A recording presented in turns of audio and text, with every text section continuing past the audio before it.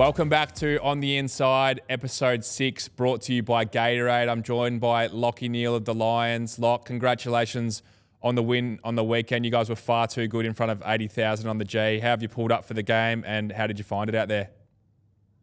Yeah, thanks, Tommy. It was a massive crowd, mainly full of the Black and White Army, the Collingwood Army. So a little bit of an intimidating atmosphere, but I feel like we've played in a few of those games over the last few years, and we sort of relish that opportunity to come up against really good teams and big crowds. And yeah, the boys are fantastic. I think spoke last week about how poor we were against Gold Coast and the effort and intensity that we had in that game just wasn't there. And you could tell pretty much from the start that we're a lot more switched on. And although the Pies got a pretty good run on in the second quarter, it really outplayed us. I think after halftime, we made a couple of adjustments and started to play our way again and had the game on our terms for most of the game, which was really pleasing against the best side in it. So gives us a lot of confidence moving forward. And we've got 3 pretty tough games to finish off. And really important win for us, and really proud of the guys and the way that we sort of rebounded from last week.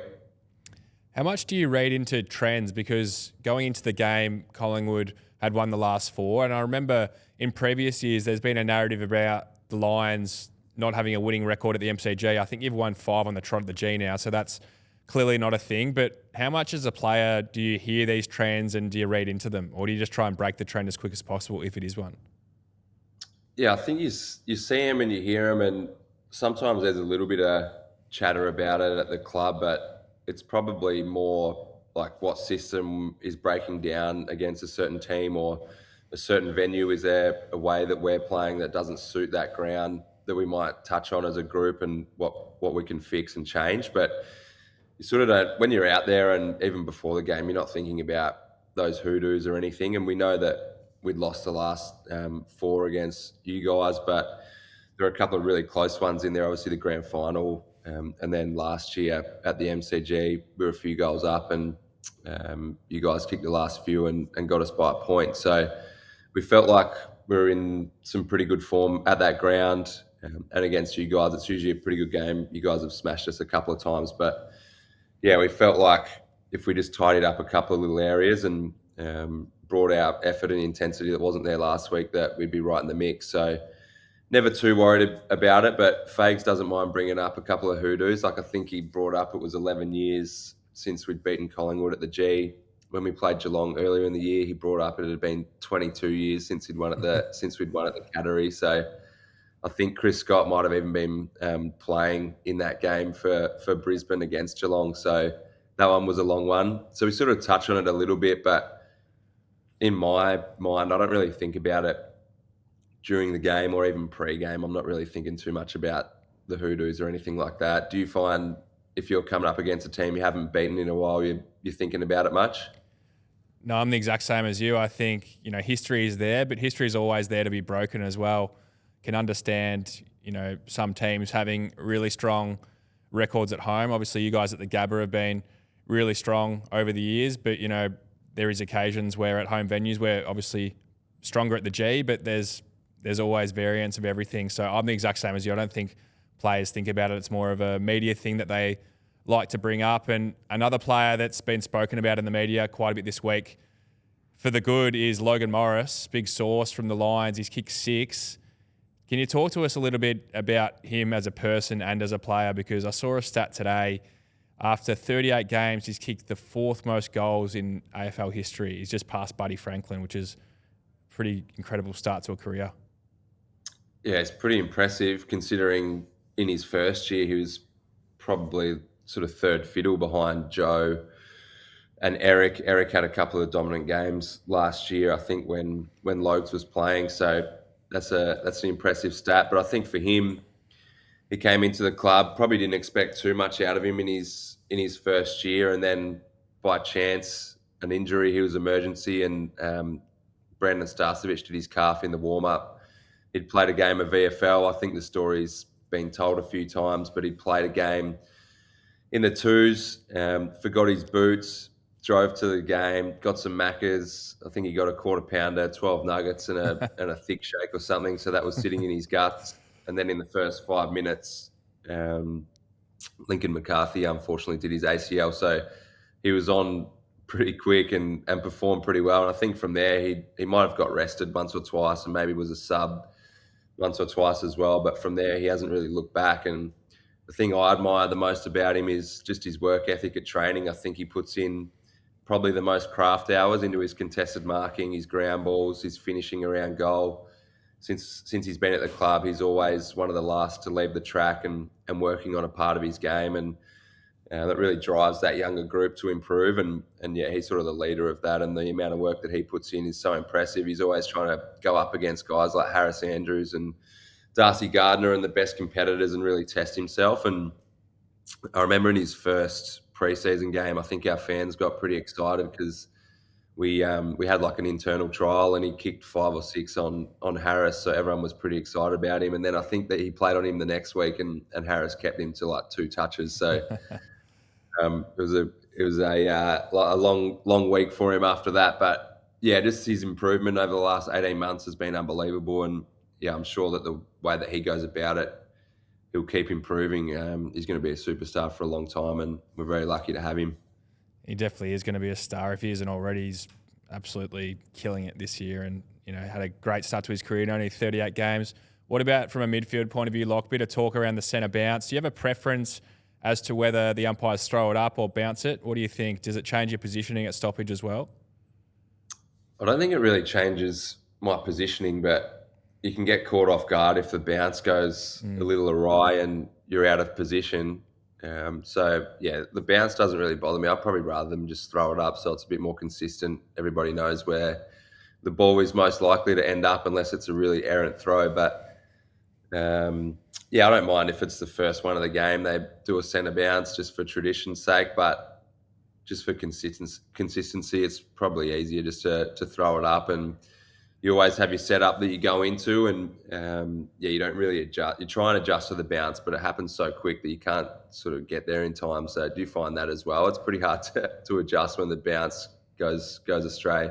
Yeah, I'm with you. I think maybe the very first one of the game may have a place to stay, but I think from then onwards, I think players and fans do get quite frustrated when there's, the build up to the centre bounce and they have to re-throw it up. It probably does waste 30 or so seconds. And from a midfielder's point of view, sometimes, like you said, if the bounce goes somewhere else and your ruck wins it, you're giving away your centre bounce play. You might have to do a late change late if one goes down your throat. But yeah, I think throwing it up might be the way to go. There was an incident on the weekend. I think Nankervis may have run into an umpire due to the fact that the umpire was still looking at the ground when the ball was being bounced. So maybe from a safety point of view, it could be a good thing as well. What about Lock as well? We haven't really spoken a lot about other sports. We've touched on it briefly in some other segments, but who are some teams in world sport that you follow? I know you're a big Warriors fan in the NBA.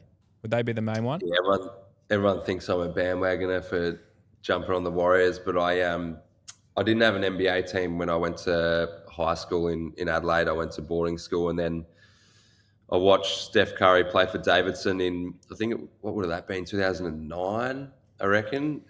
Watched the NCAA tournament, and Steph dominated that for Davidson, and I decided then wherever he got drafted, because I've always loved basketball, just didn't have a team to follow. So after that tournament, I just said wherever he gets drafted, that's who I'm going to go for. And he went to the Warriors with Monte Ellis, who we ended up trading away because of Steph, and that was sort of like a big decision for the Warriors. But yeah, I've been following them for a while now, and obviously had a fair bit of success, which has been pretty cool. But yeah, love Golden State. The other one, I've gotten into NFL a fair bit, and it's sort of embarrassing, but my team is Cleveland Browns. They're not too good, so we won't touch on them too much. But have you got a team in the NBA or NFL or overseas sports that you follow? I'm the exact same as you. NBA is definitely the sport I follow the most. Whether I have a team, you could say the Lakers, just because I love LeBron, and I'll put my hand up and say I'm quite the opposite to you. Probably am on the bandwagon there, but I purely just love going over there, and we're going to head over there with Ball Magnets later in the year and do some things with Giddy and some of the NBA teams, but just watching some of the best athletes in the world and their athletic traits in the NBA. So I remember one year I actually got to go to Golden State through their facility, and I was with Gary Ablett Jr., Alir, Harry Cunningham, and our man Jace Davenport, Juice. And we The spent Jews. an hour with Kevin Durant before he played a game that night. So we went and watched the team shoot around, and then KD said, come in and hang out, guys. And we sat in a room with him for an hour and just chatted stories. And he loved, I think, the athlete-to-athlete interaction. So hopefully we'll do plenty more of that this off-season when we do get to the States. Really looking forward to that. But, like, we better talk about the Fuel Tomorrow program through Gatorade as well, because, as we know, this is a key pillar of the reason behind this show. And we want to talk about parents and the impact they have on kids and keeping kids in sport, because La Trobe University had experts look into why teens stay in sport and the confidence to do so. And there's 10 key points on Gatorade.com.au for people that are watching and listening to learn more about this. But what was your experience with parents in sport and the impact they had on you and staying in sport? Yeah, I had such a positive experience with my parents growing up as a kid and as a teenager as well. Particularly for me, both my mum and my dad always really positive, encouraging, just happy to watch me play, and they were always sort of there. I think that was the biggest thing for me is, especially mum, she was always at the games and wouldn't really miss one. And dad, when he could with work, he was always there as well. And just knowing that they were there watching, I remember that giving me a bit of a lift and a bit of a buzz. So first of all, just knowing that they're there supporting and getting around you. But I think the best thing that my parents, both of them, did was if I ever had any questions or wanted to talk to them about my form or anything that happened during the game, I could ask them, and they would always be happy to give me their opinion and advice, but they didn't force that on me. And they would never, as soon as I got in the car, they would never say, oh, you should have done this or you should have done that on the field. So for me, it was more if I asked the question, then they were happy to give me their opinion, and I respected that and learned from it as well. But they didn't force that down my throat. So really appreciated that. I think at the time you don't really know what's right or wrong, but being a parent now, I sort of feel like I was very lucky that my parents were able to do that and help me that way, rather than giving me their opinion and putting me down and saying you need to be better here or you need to be better doing this. And yeah, I was just very fortunate that both of them played some sport as well. So I think they understood the situation and were very positive influences on me. How about you?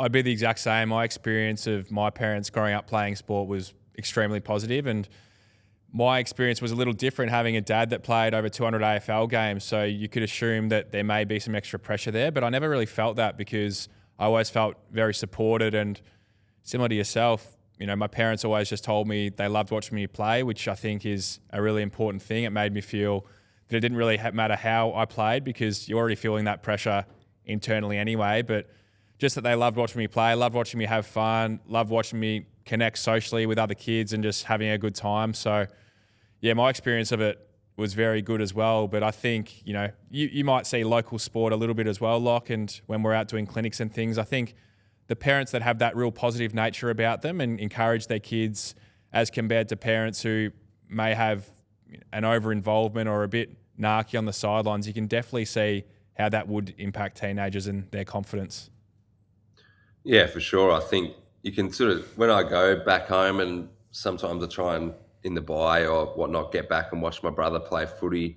Hasn't happened too often recently, but the parents sort of stick out in the crowd if they're abusing the players or the umpires as well, especially in junior footy. There's just no place for that. So you can certainly pick those ones pretty quickly, but you can also tell the really positive ones that are just there to support their kids and all the other kids as well. I think creating a really positive environment for the teammates as well, not just your own kid, is important.